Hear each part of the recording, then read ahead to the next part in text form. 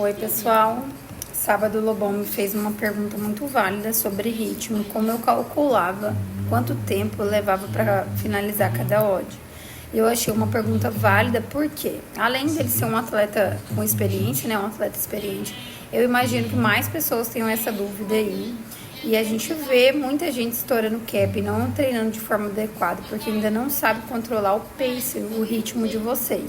E aí eu resolvi fazer essa aulinha para falar para vocês um pouquinho sobre pace, estratégia e percepção subjetiva de esforço, tá?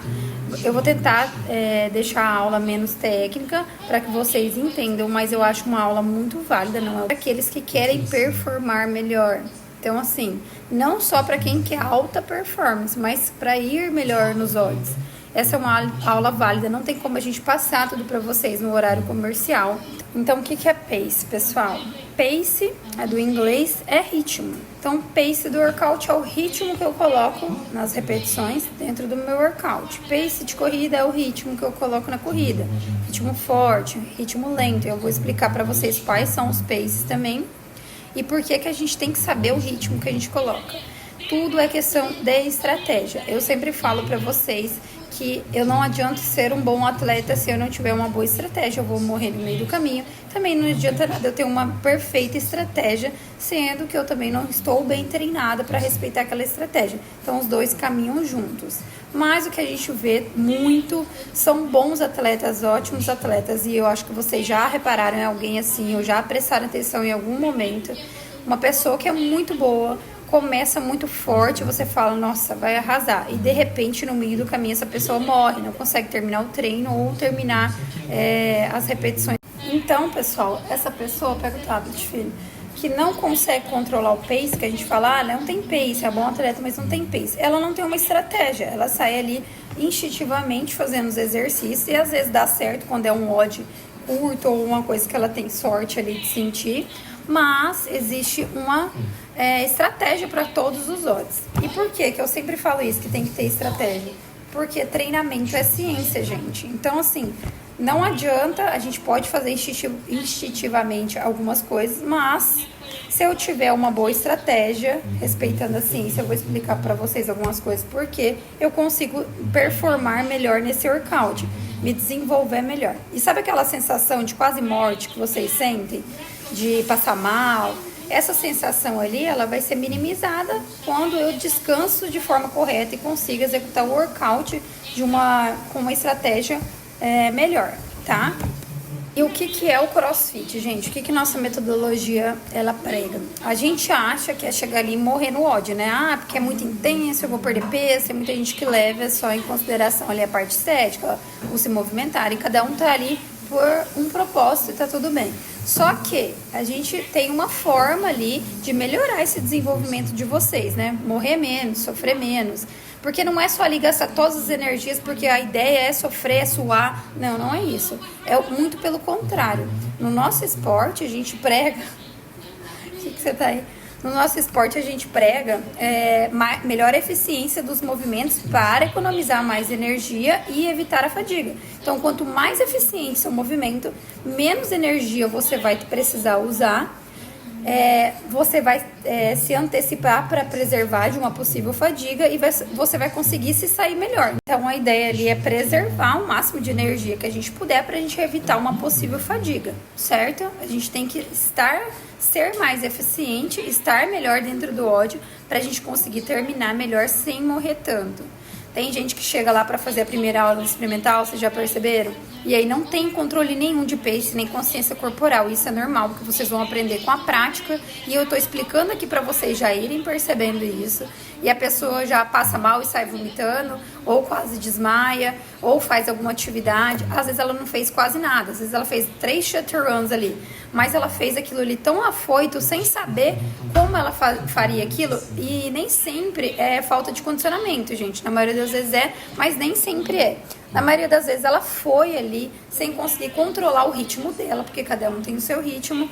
E aí, nesse afoito, ela desgovernou tudo, porque o seu organismo não consegue poupar. Então, ele entrou ali num nível de lactato, fadiga e tudo, e aí, de alguma forma, por segurança, o organismo dele vai dar sinais para que ele pare esse exercício. Ou vomitando, porque entrou ali o sistema digestivo ali, sobrecarregou, às vezes comeu perto, de alguma forma, ou uma cãibra, ou qualquer coisa do tipo.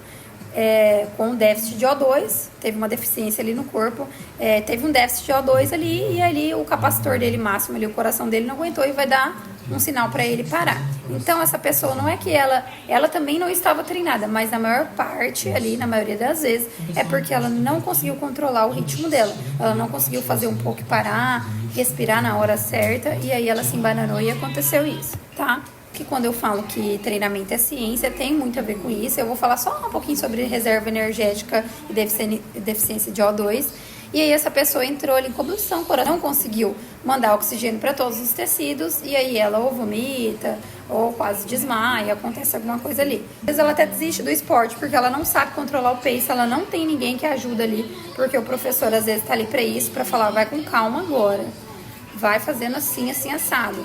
E aí ela sente aquela morte, ela acha que ela precisa treinar para ir pro CrossFit, que ela não treina isso lá. Ela pensa isso e aí ela desiste do esporte por causa dessa sensação ruim de... Pessoal, então vamos lá. Sobre controle de pace, né? A primeira coisa que vocês vão fazer quando vocês forem controlar o pace de vocês é analisar o cap. Então a primeira coisa que eu faço é olhar o tempo do WOD e qual o pace que eu vou empregar nele, certo? Não adianta eu colocar um pace forte dentro de um WOD que dura 25 minutos. Quando der 15 minutos eu não vou ter mais oxigênio, eu vou ter lactato ali no meu sangue, eu vou começar a fadigar, ou muscular, ou em oxigenação, e aí eu vou parar em algum momento. Então, a primeira coisa que vocês têm que olhar é o tempo. Por isso que eu sempre falo pra vocês, aprendam a ler a lousa. Tem gente que tem preguiça. E eu não sei como vocês conseguem, lá no meio do ódio, do meio da canseira, falar quanto que eu tenho que fazer aqui. Vocês precisam saber quantas repetições vocês vão fazer de cada coisa. E qual é o tempo, mesmo que vocês ainda não aprenderam quais são as coisas. Mas para vocês saberem se planejar. Então, a primeira coisa que vocês vão aprender a fazer é um rascunho de como vai ser o tempo que eu vou levar para fazer o workout, para eu definir o meu pace. Eu tenho que saber quantas repetições eu vou fazer ali, certo? Tem um estudioso aí que eu não sei o nome, não lembro, mas ele chamava de teoria da teleantecipação. Como que funciona isso? Eu me antecipo, eu já sei o que vai acontecer e eu me antecipo. Então ele pensava assim, se eu tenho lá na percepção de subjetivo de esforço do 0 a 10, se eu estou fazendo um movimento ao nível 5 e eu estou aumentando um ponto a cada 2 minutos, quando der 5 minutos ali, eu não vou ter mais energia, eu vou estar no nível 10 e eu vou parar. Então, ele via ali onde ele estava na percepção subjetiva de esforço. Se eu estou no 5, ainda falta um tanto de tempo para mim, eu tenho que me manter a 7, 8. E se eu subir, eu tenho que reduzir. Então, resumindo, se eu aumento muito o meu pace, eu vou morrer no meio do caminho. E se eu reduzo muito o meu pace, estou muito abaixo, eu vou estourar o meu tempo. E eu não vou conseguir terminar o workout. Então, essa teoria da teleantecipação é para isso, é para prever o que vai acontecer e vocês se organizando. E para isso eu uso a PSE. O que é a PSE, gente? A percepção subjetiva de esforço, para vocês controlarem o pace, ela tá lá no canto. Sabe aquela lousa que fica lá embaixo do climatizador? Eu desenhei, eu vou colocar uma figurinha dela aqui para vocês. Eu desenhei ela lá para vocês olharem onde vocês estão. Então fica muito mais tranquilo para eu saber dentro do WOD em qual está a minha pontuação ali. Se tá leve, que é de 1 a 3, 3 a 4, se tá muito forte, se tá fraca, ou se eu tô ali no nível 9, 10, que eu tô quase morrendo ali, e se minha tarefa não for curta, eu não vou conseguir sustentar esse 9, 10 até o final, tá bom? Então lá tem a PSE para ajudar vocês a controlarem isso. Eu vou ajustar a minha PSE, minha percepção subjetiva de esforço, conforme o tempo ali, conforme eu estou. E é muito legal essa PSE, que foi um método que eles encontraram, também não fui eu que criei isso, chama escala de Borg, na verdade. E foi um método que eles encontraram para substituir os frequenciadores cardíacos. Sabe aquele polar que a gente usava para ver como que estava a nossa frequência?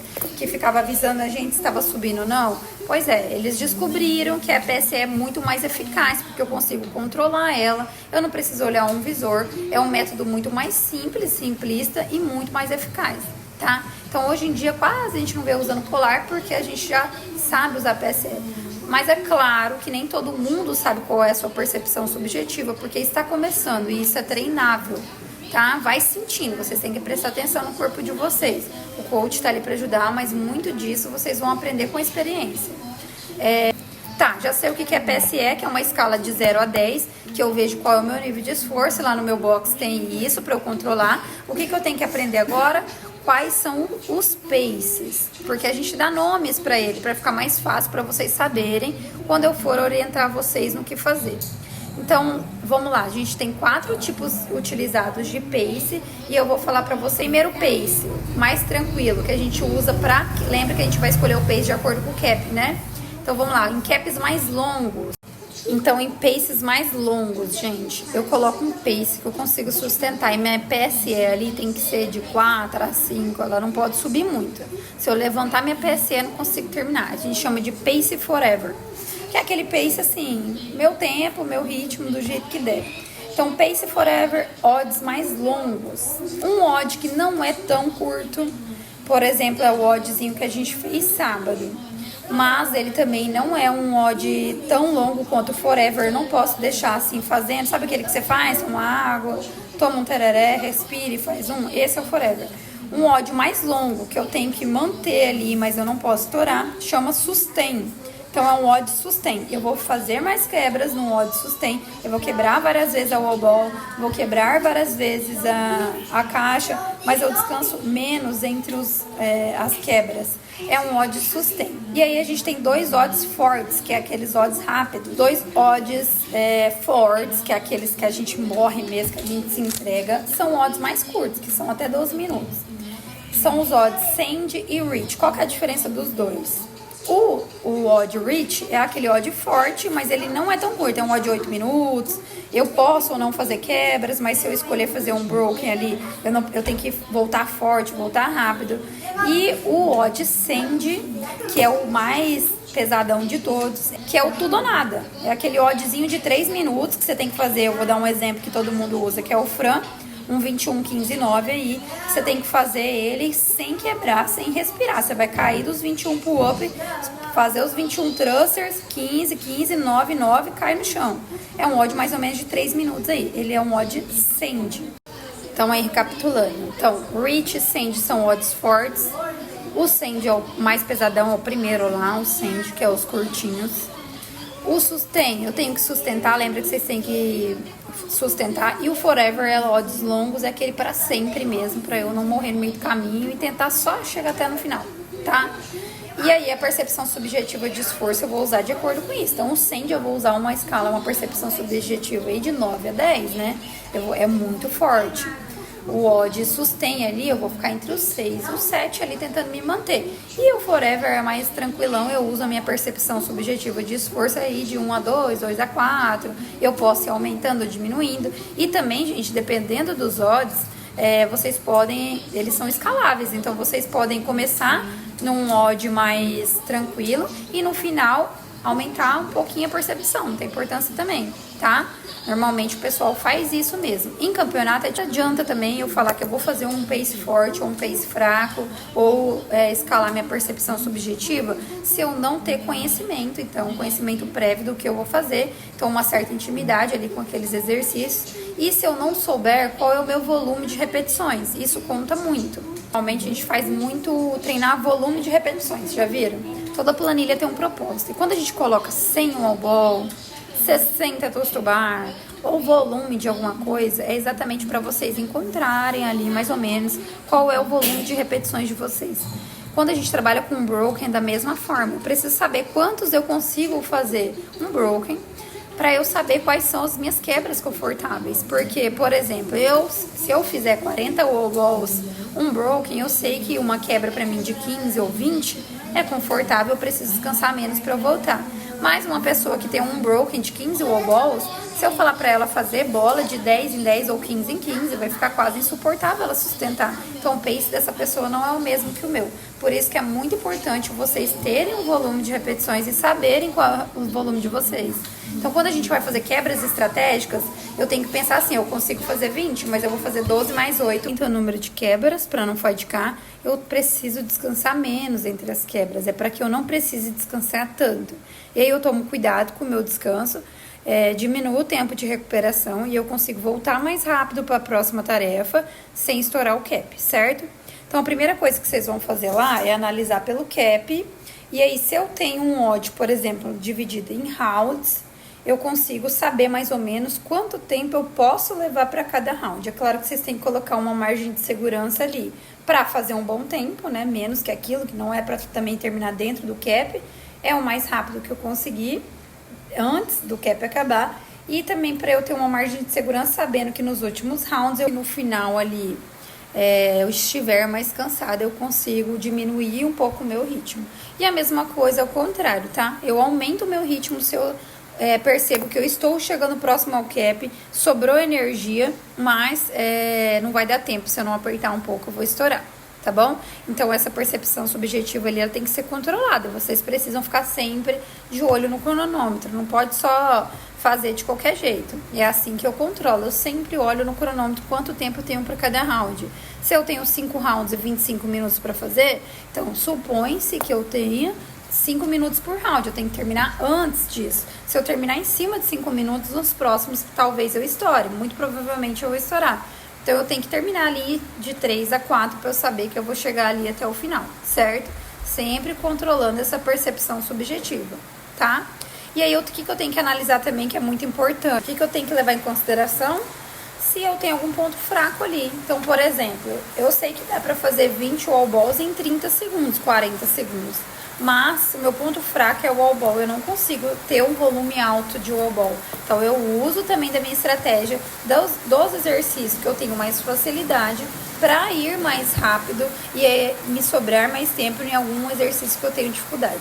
Da mesma forma, eu uso exercícios que são mais leves para mim, que são meus pontos fortes, para ir mais rápido, né? Para eu conseguir ganhar tempo e ir melhor nesse odd. Então, vocês têm que também montar a estratégia. Cada atleta tem um ponto forte aí diferente, de acordo, montar a estratégia de acordo com o treino de vocês, com o que vocês são melhores ou piores. A gente também sabe disso. Isso a experiência vai dar, tá?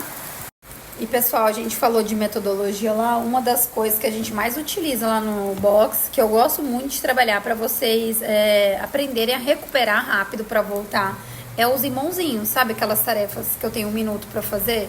Eu gosto muito daquela estratégia exatamente por causa disso. Vocês têm 1 minuto para fazer, tem que ser veloz e mesmo cansado, eu preciso voltar para a tarefa seguinte no próximo minuto. Então, eu cronometro quanto tempo vocês vão descansar. Isso é muito legal também, porque às vezes a gente cronometra, olha até hoje, nos workouts maiores, quanto tempo a gente precisa descansar. Então, eu olho lá e falo 20 segundos só. Eu vou voltar no minuto 1:50.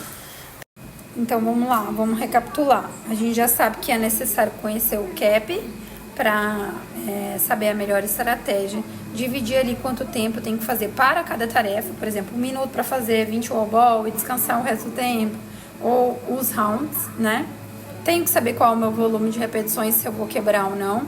Quais são os meus pontos fracos. Qual pace que eu vou usar ali, minha percepção subjetiva de esforço. Procure sempre a orientação do seu coach, pro professor. Pergunta qual é o pace que vocês vão usar. Analisa qual é a sua PSE. Lá no lousa tem ali para dar uma direção, até vocês conseguirem fazer isso sozinho, tá? Eu vou dar um exemplo aqui de algumas coisas para ver se fica mais fácil de vocês entenderem. Sobre um estudo, eu vou explicar como que eles fizeram. Eles pegaram 3 grupos e aí eles colocaram, todos eles iam fazer a mesma tarefa, que era correr. Eu não lembro se era correr ou nadar ou pedalar, mas eu vou colocar correr aí, só porque é mais ou menos a mesma coisa. Eles iam correr pelo mesmo tempo, eram 20 minutos. O que eles viram ali? Que as pessoas que não sabiam o tempo que elas iam correr, ia ficar em atividade, elas tiveram uma postura mais conservadora ali, de poupar, porque elas não sabiam. A galera que fez os 20 minutos sabia, eles fizeram certinho, eles ficaram ali 15, 16 minutos ali mantendo o pace, e aí quando chegou perto do tempo, eles deram a explosão, né? Foram até o limite lá, para terminar legal, ter um bom resultado dentro do tempo. E a galera que foi pega de surpresa, que achou que ia correr só 10, elas fizeram a explosão ali, aumentaram o pace quando estava acabando o tempo, e quando elas foram informadas que tinham mais 10 minutos de atividade, elas morreram no meio do caminho. Então isso é para refutar como que é importante saber o tempo, como é importante então saber o tempo de cada atividade ali, que o tempo é o nosso percursor ali do treino, tá? Então prestem atenção nos caps.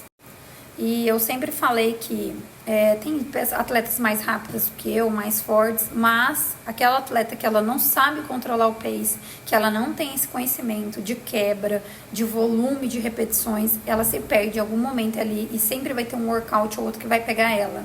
Então, assim, tudo que eu falei pra vocês é a dica. Se tiver alguma dúvida, pode me perguntar de como não estourar os caps, de como morrer menos dentro do ódio, não sentir aquela sensação ruim, que aquilo lá não é normal, aquilo a gente sente, mas não é dessa forma que vocês sentem, de passar mal, sentar. Como evitar isso, controlando o pace e como melhorar a performance também, porque a nossa ideia é ir fazer bons resultados, preservando ali o estado de fadiga e com mais eficiência, morrendo o quanto menos possível. Vou mostrar aqui o livrinho que eu tenho como referência, que eu gosto muito, que é do Tibano, e é ele que estuda sobre essas coisinhas, e eu gostaria muito de ter aprendido isso antes, e isso foi uma coisa que me ajudou demais, né? A experiência me ajudou, mas depois de um tempo a ciência me ajudou muito, que é esse livrinho aqui, ó, Programa de Condicionamento Extremo, tá bom? Então, tudo que eu falei aqui não veio da minha cabeça, veio de estudos. Eu gostaria que tivesse sido eu, mas não foi.